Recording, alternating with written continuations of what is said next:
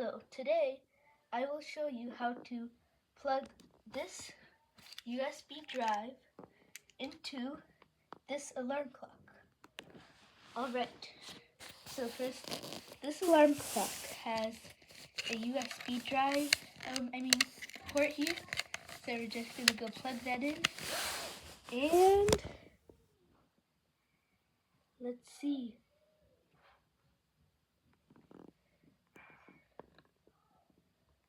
Alright, that is how you do it. It is plugged in, and yeah.